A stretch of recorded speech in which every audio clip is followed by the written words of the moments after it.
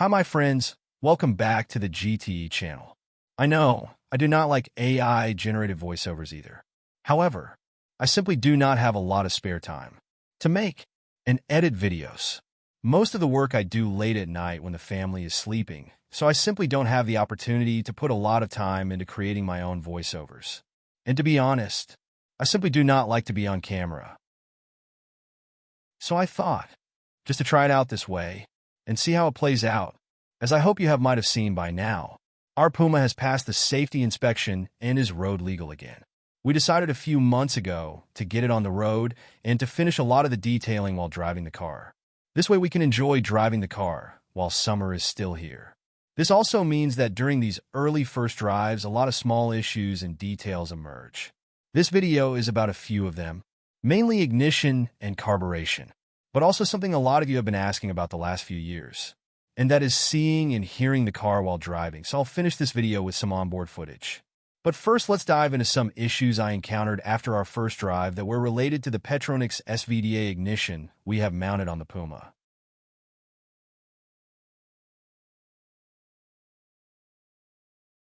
For those who do not know, SVDA stands for Single Vacuum, Dual Advance. This is a special type of distributor which will give you an optimal advance curve for performance, while also give you extra ignition advance during cruising. This allows you to let your engine run leaner and cooler. During cruising, while I was setting my initial ignition timing, I noticed I was not getting any extra advance from the vacuum module. So I went to investigate the situation. You can see that I can turn the rotor by hand, and when I let go, it springs back to its original position. Now, I was not having issues with the mechanical advance, but it's always good to check. Also, make sure you oil the little cloth that sits in the axle, so your ignition gets enough lubrication. This is often overlooked, but should always be included in normal maintenance. The issue I did have was that the ignition plate did not rotate when I induced vacuum on the vacuum line. With your breath, you can create a lot of vacuum, probably more than the carburetors will do, but still you could see it was barely moving. Let me ask you, can you already spot the issue? You could see that by hand I could turn it relatively easy. So this is an indication that the vacuum mechanism is not stuck. Otherwise, that would have also prevented me from moving it by hand. By sucking on the vacuum line and using my tongue to keep the line closed, I could hold the advance in position. This tells me that the vacuum has no leak of any kind. Here you can see it already moves a lot better when inducing the vacuum. Did you think about what could cause the restricted movement? Did you figure it out?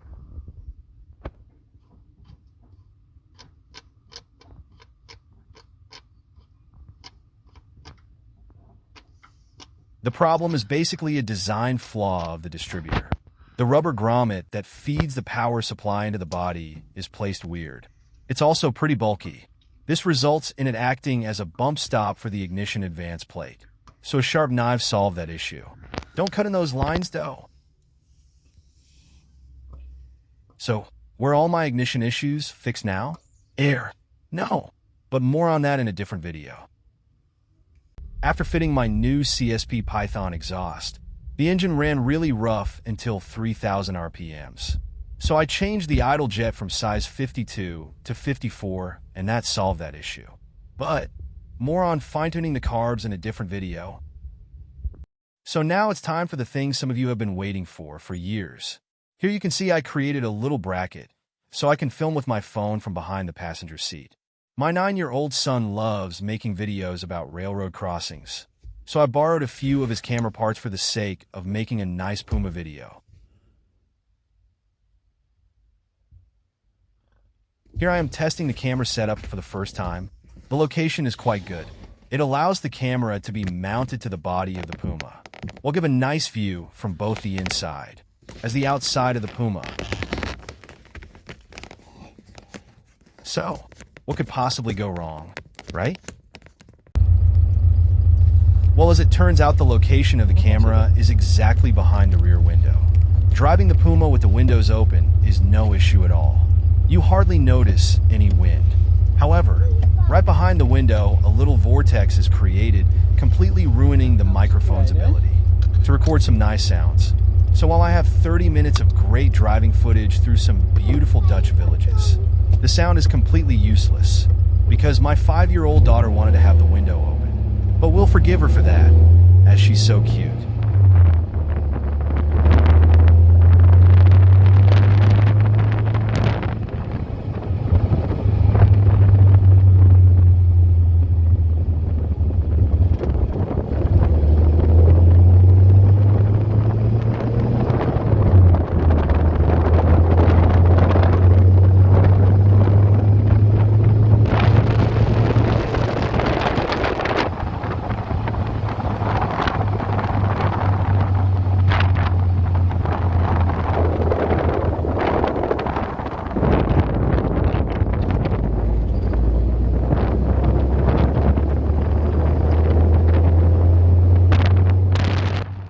So a few days later, I tried it on my own. For the whole video, I kept the passenger side window closed. The first part is with the driver's side windows open, and the last part with both the windows closed, just to see how the sound would be in both situations. So my stupid AI voiceover will stop now, so you can enjoy this little test video.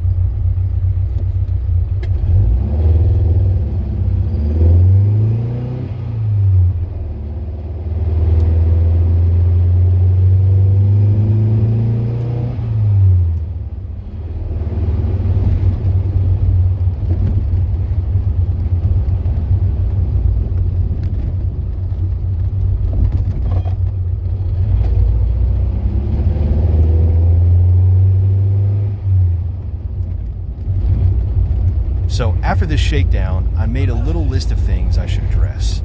The wheel alignment is still not done. This is why the steering wheel is offset while driving straight. The sun visors are a bit loose, so I have to fix that. The rear brakes need some fine-tuning, including the handbrake. And overall, I need to work on the interior. The carbs need to be synchronized again, and I have to see if I can optimize the advance curve on the ignition. But more on that in another video. For now, thanks for watching. See you next time.